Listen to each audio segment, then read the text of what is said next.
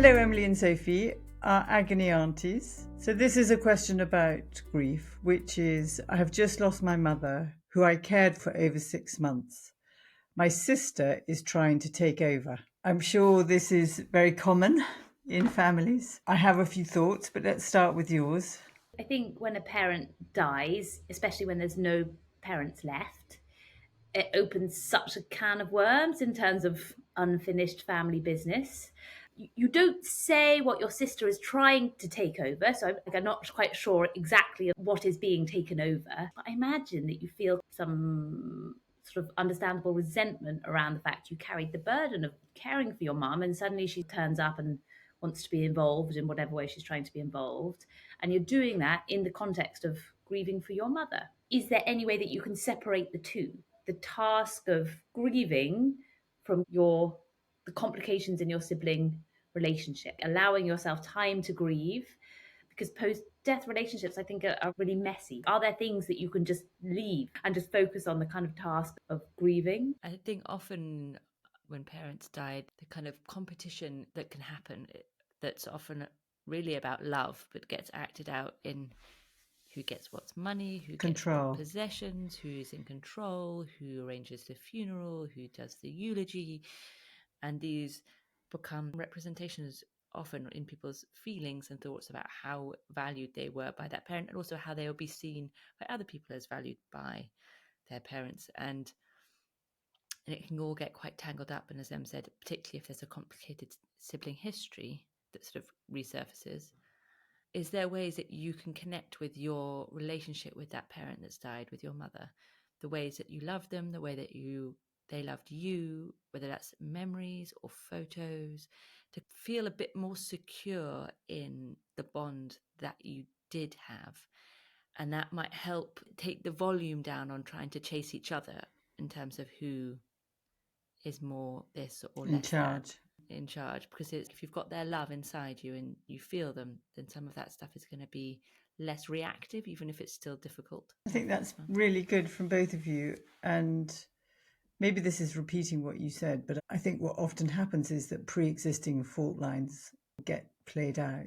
You know, the kind of practical idea would be to sit down with every member of the family and have a conversation about what are the tasks, what do each of us contribute to, and what can we do, and how do we want to remember our mum. And of course, the funeral is one of the last things you do, is an act of love for the person that's died, in this case, their mum. But often those kind of practical solutions, you can never get to happen with some siblings, because the last thing they will ever do is sit around a table and be reasonable and talk to each other. And so I think what you're both saying, it feels to me that a bit you're saying is surrender the need to have control, or maybe pick one thing that you really mind about and aim to try and get influence to have that, and focus on the power and the importance of your relationship with your mum, and validate that. Reminds me of the Serenity Prayer in AA. It's, I don't know if you know it better than I do. It's something like, grant me the forgiveness to accept what is it? No, I've gone blank. I know. I do know. I can always remember the wisdom. Yeah. No, that's the wisdom to know the difference. To accept to change the things I cannot change, change, the courage to change the things I can, and the wisdom to know the difference. There you go. I know it. I'm putting my hand up. So the other question in this segment of Agony Aunties is, how do I grieve the loss of a difficult relationship honestly? I think honesty is really just like the capacity to let yourself feel what you feel when you feel it. There's not like a should or wrong or right in feelings. Like, they're all valid, even when they're completely contradictory. So I imagine at the end of a difficult relationship, you might be feeling relieved, uncertain, like sad, excited for the future, like lots and lots of different feelings. And to kind of just allow yourself to have all of those, and allow yourself to grieve maybe what you might have wished the relationship could have been, or what you were hoping it was, and then for whatever reason it didn't turn out that way. Yeah.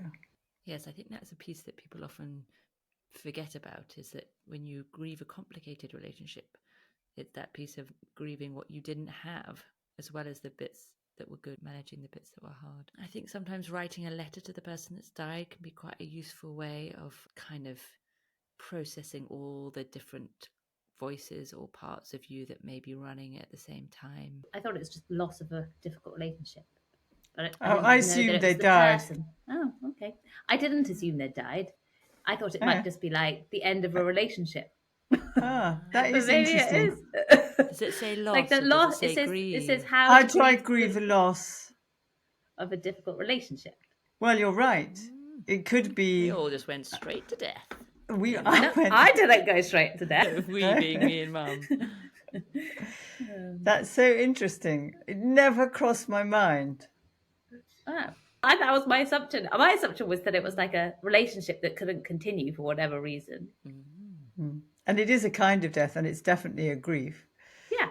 Um, Living loss, man. Living a loss. living loss, yeah. Because I think you can write a letter to somebody when they're alive, can't you? And just not send it. You could also do a ritual that marks the end of the relationship, that puts in the good things, puts in the bad things, get some friends to come around with you, kind of light a candle, play some music. Things you want to let go of, things you want to hold on to.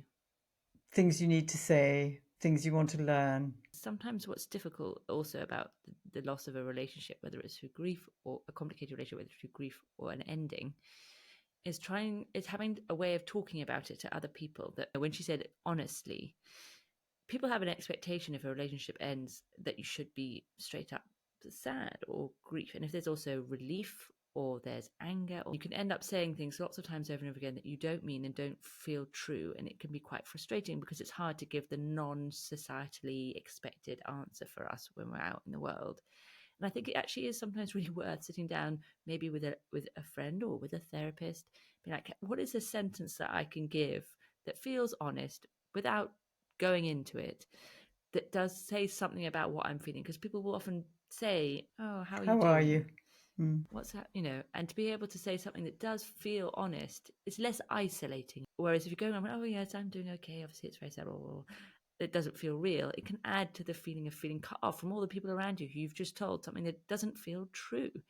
And then also don't get the follow-on questions from the people that you might actually find helpful of, oh, that sounds tough, do you want to talk about it? So I think sometimes just working out a sentence that says, no, I'm feeling really sad about it. And on the other hand, we did have quite a complicated relationship, so I've got quite a lot of other feelings in the mix as well that I'm trying to figure out.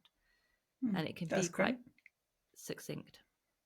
And actually, I think that's true for when somebody dies as well, as particularly if someone has died with a lot of illness for a really long time. It can be so societally difficult to acknowledge the relief and the freedom you feel from not seeing them suffering, from not doing the care, from all of the kind of worry and anxiety and agony of seeing the person you love in the process of dying. And you very rarely hear people say publicly, there's a big part of me that feels relieved. Or that when they're dying, they want it over, that they want it to end because it's unbearable, the not knowing, the waiting, the suffering. So I think that's really useful for both. The only other thing I might add is, as time passes, sometimes in the process of those endings, whether it's through grief or loss of complicated relationships, there's a disentangling that happens of what was my part in what was complicated between us. And actually going to therapy or talking it out or writing can help clarify, like, what parts do I feel actually I was responsible for, and what did we co-create together? And initially, I think when we're in anger and hurt and loss and sadness, we blame is our first route. And actually, blame is quite a circular place. It's quite hard to leave when we're in blame because it self-perpetuates, and it's a very natural thing to feel. But over time, I think we are able to get a better internal ending and closure on something if we can parcel out those bits of, yeah, and I did this and they did that and we co-created this, and there is more peace. It doesn't mean they didn't do those things. And also, I think with time, you can have compassion for why the person was the way that they were. There's all sorts of reasons that make somebody complicated, who not treat other people as they should and things like that. And I think maybe over time, you also have more space to think, it wasn't okay what happened, and maybe all of these things contributed to that person being the way that they were. And most people are doing the best they can, even if their best isn't okay in a relationship sense. Yeah. I think that's a really good place to stop. Thank you both for your wisdom, and thank you for the people who asked the questions. Obviously, as we've said before, we have very limited information, so we're just giving our best answers for what we say, and if they don't fit, just chuck them out. Do continue sending us questions. We love doing these little mini episodes. And if you think this episode will help a friend of yours or a family member, do share it and rate and subscribe. And really thank you for listening.